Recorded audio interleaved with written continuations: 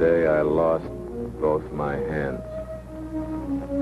On this June day in 1944, someone else's fingers were writing down my words in my diary. But there just weren't any words for many of the things I thought of. I had a lot of time for thinking. I had all day and more of the night than anyone knew. Crazy thinking at first, like remembering a kid's party where they tied my hands behind my back and made me take a bite out of an apple hanging by a string. I thought of the time in the meat market where I worked before the war, when I sliced the tip of my right middle finger and had to get along with my left hand for a week. Just the tip of one finger, yet I was 50% helpless. How would it be now with stumps instead of fingers and palms and wrists? How would it be when I couldn't even handle a cigarette by myself? Then I began to remember stories from civilian days of armless men who learned to paint good pictures with the brushes held between the toes. And back home, I'd heard of a woman without hands who knitted sweaters for the Red Cross with her feet. That wasn't much of a comfort. It was clever, and it was okay if someone's ambition were to paint portraits or knit sweaters with his feet. But it wasn't what I wanted.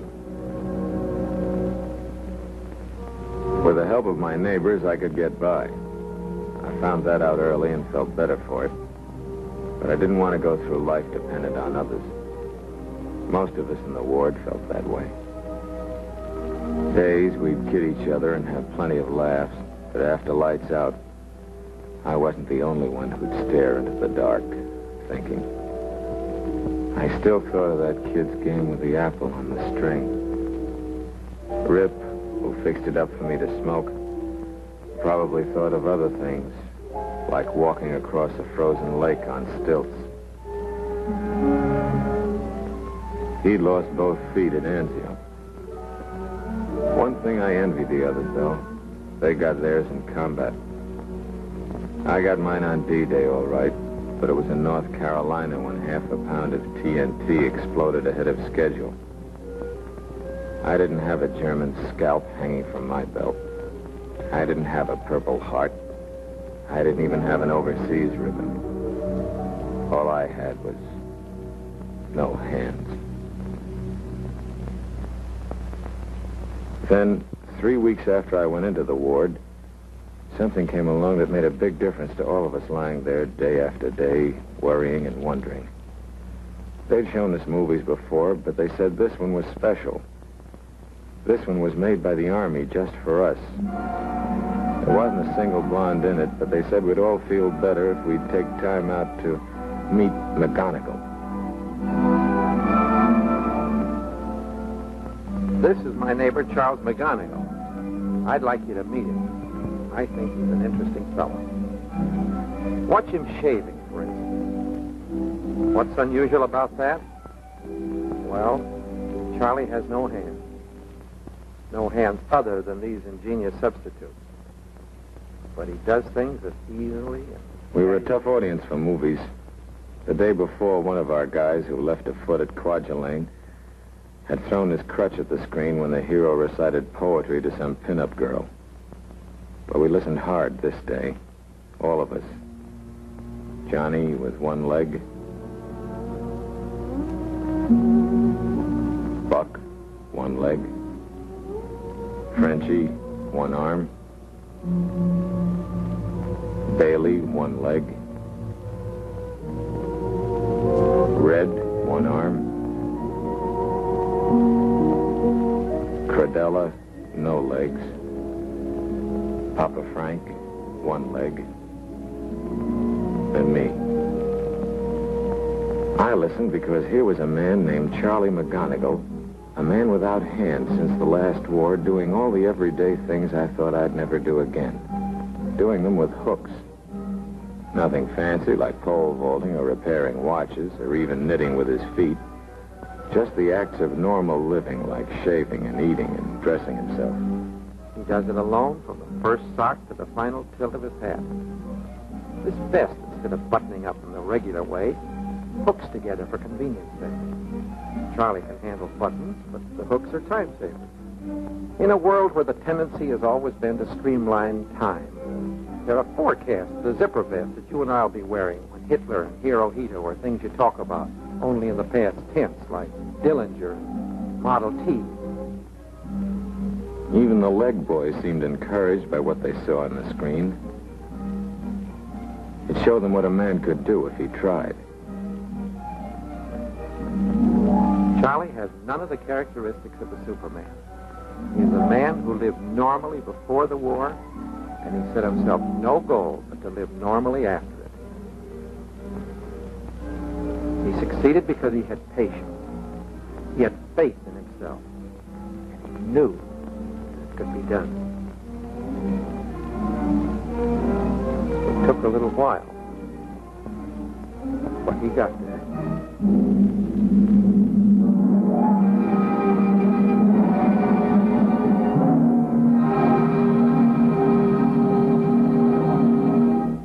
Right then I knew I could get there, too.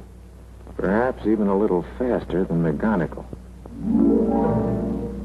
After seeing the picture, for the first time I really put something into the daily calisthenics. I didn't just fan the air with my arms anymore. I worked out as though I had a date to play in the Rose Bowl on New Year's Day. Actually, it was going to be a bigger show than the Rose Bowl. The date I had was with McGonigal's way of living. Place, the normal world. Time, that was a big question mark. I spoke to the doc about it and said I was figuring on about 3 months, like McGonigal. Well, he said, maybe 6. If I'd said 6 months, he'd probably have said maybe 9. That's the way they were in the hospital, cautious. They didn't want to build us up to a letdown.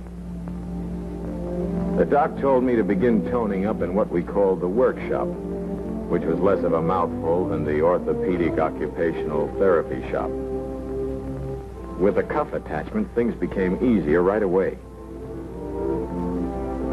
I wrote the words, "Dear Mother," again. I hadn't done that since June the 5th, 5 weeks before. The writing wasn't as pretty as it used to be, but it could be read, and it was my own. I discovered that I owed a great debt to the man who invented the typewriter, and to the nurses who were patient when I got the keys into a traffic jam. Ping pong helped limber up my arms and shoulders. I couldn't reach the ones on the far outside, but my control was good, and I won more games than I lost.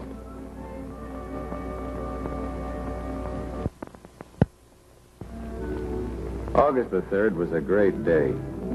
Less than 6 weeks after my accident, the doctor told me my stumps looked okay, and it was time he gave me some new hands. Well, I felt like turning a couple of cartwheels, but that wasn't quite possible. So I just thanked him and made a date to go downstairs. It used to take Chubby an hour to make a plaster cast in civilian life, but he was having more customers these days and could do it in a breeze. Chubby assured me I'd be dealing myself a Pat Royal flush a month from now. A month? That was more like it. Well, said Chubby, maybe 6 months. Everyone was playing it cozy. There was nothing left to chance with the plastic forearms called buckets. They had to fit snugly with no more tolerance than you'd find in the cylinders of a P-38. The reach had to be just right. Everything had to be just right because these were going to be my new hands. Strong enough to carry a trunk, sensitive enough to thread a needle. Some fellows have dress hands with fingers that would fool anyone when covered with a glove, but there's not much you can do with them except look pretty. I got my prostheses, as they're called, a week after Chubby took the mold, and the doc explained just how to work them. The normal position of the hooks is with the tips together, locked by strong elastic bands.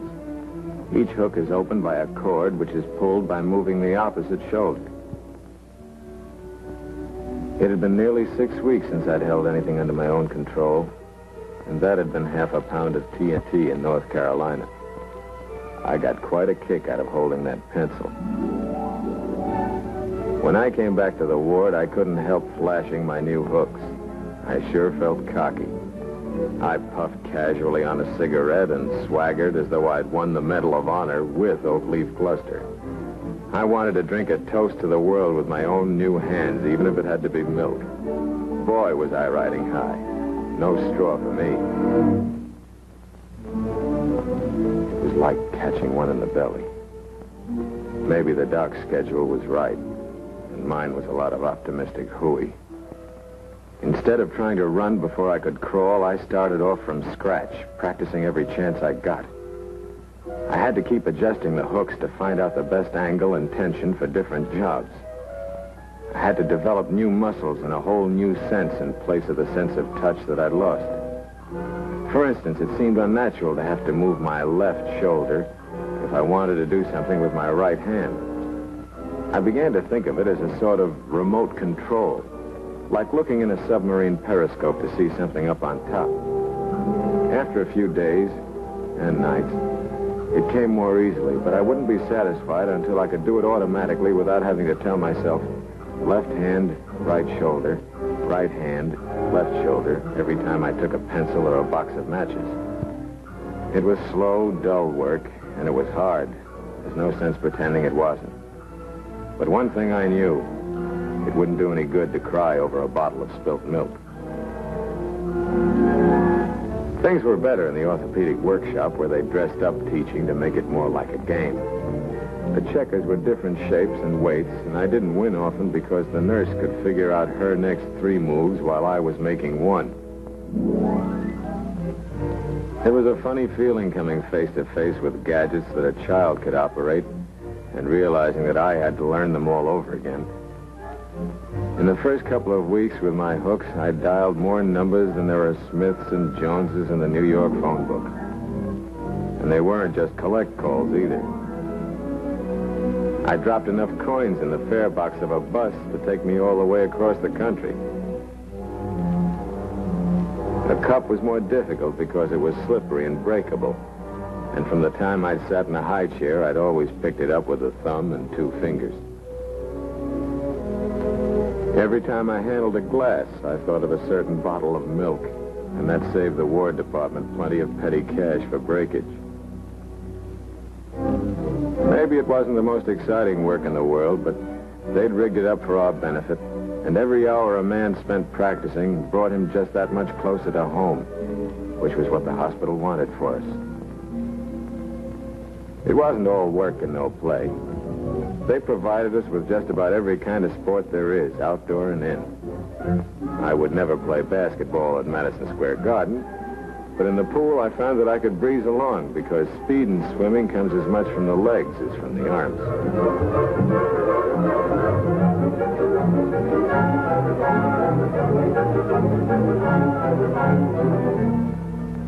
Most of us had jalopies in the garage back home. And we used to wonder sometimes how it would be to sit behind the wheel again. They had a practice car for us, and I soon found out I wasn't going to have to be a backseat driver all my life. So there was one time I wished I had a chauffeur.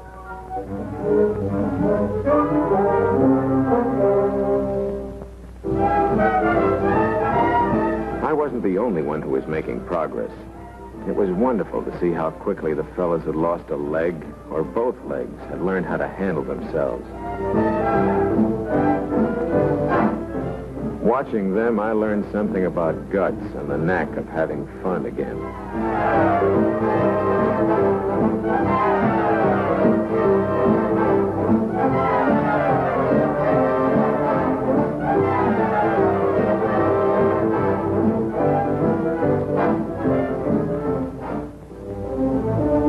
On September the 6th, exactly 3 months after I lost my hands, I got a furlough. I was going home for the first time in a long while. I was way ahead of the doc's schedule, and it felt great.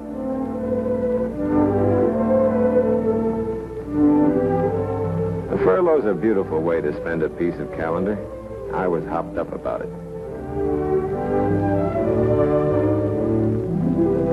But something happened on the train that got me unhopped. I spotted a seat. Then I saw who was on the other half of it. Well, I didn't want to scare her away like Little Miss Muffet.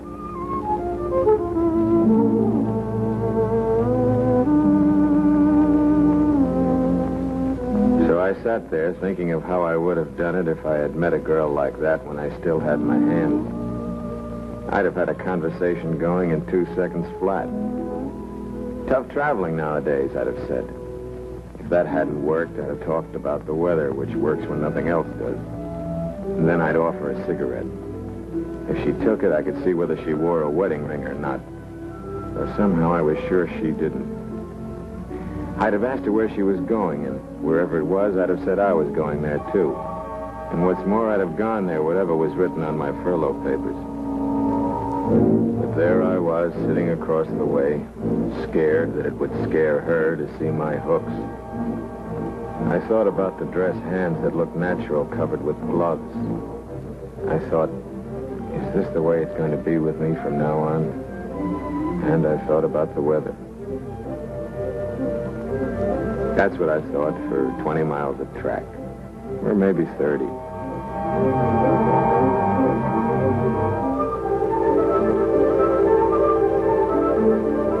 Wherever a man's home is, that's where the water is softest. And I never felt so clean in my life as the first day home. It was easy to work up a lather with a sponge gadget Fred Selby next door whipped up in less than half an hour. I had 3 showers that one day. Nothing had changed at home. The grass was in pretty bad shape because Mother wasn't husky enough for the lawnmower, and there aren't many men left in our neighborhood since the war. But I took care of it the first afternoon. Everything else was the same. I don't know how they managed all the food. They must have been saving up points for weeks. By the second day, I wondered if I'd have difficulty fastening my belt, not because of my hooks, but because of those meals.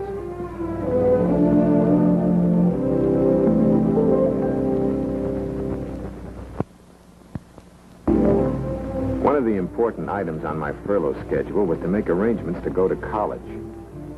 Before the war, I wasn't able to do much about it, but now, with a good pension and a generous educational allowance from the government, I could easily afford to take a crack at something I'd always wanted, a college degree.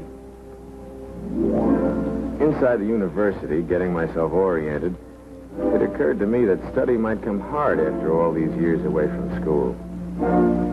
They had some fairly impressive names for most of the courses, and every one of them looked a lot different from basic training. Almost every one, that is.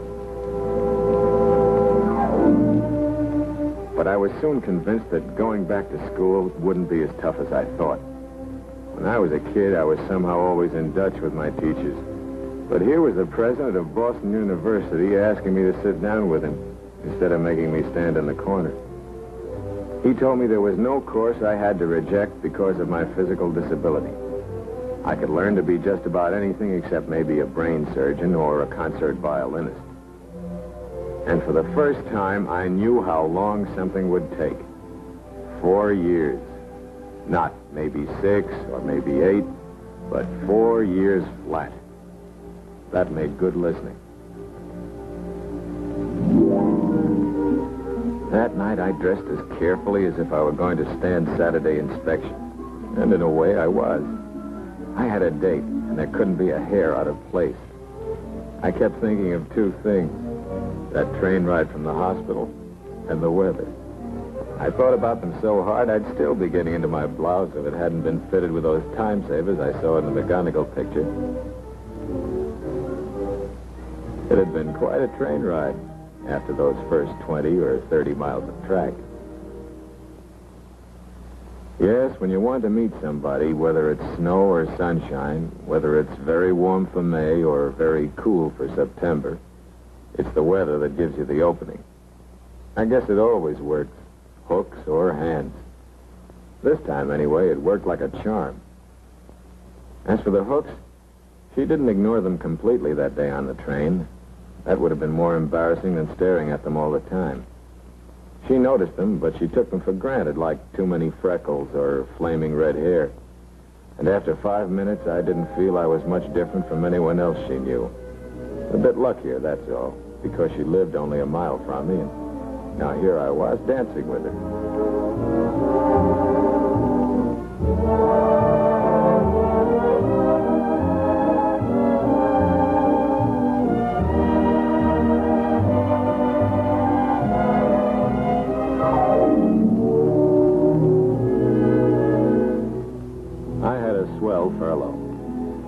all my old friends and made lots of new ones. The only girl who turned away when she saw me was Peggy someone, I forget her name.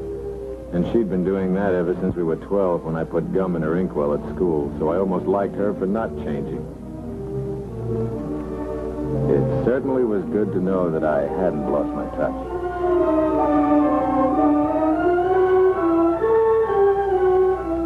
And so that night, just a little more than 3 months after I was hurt, I found myself writing, "This is the last entry in my diary because I think a diary is mostly to help remember things in the past. Right now, I'm more interested in the future. And I'm really looking forward to the next 45 years of my life. Or, as the doc would probably say, maybe 80.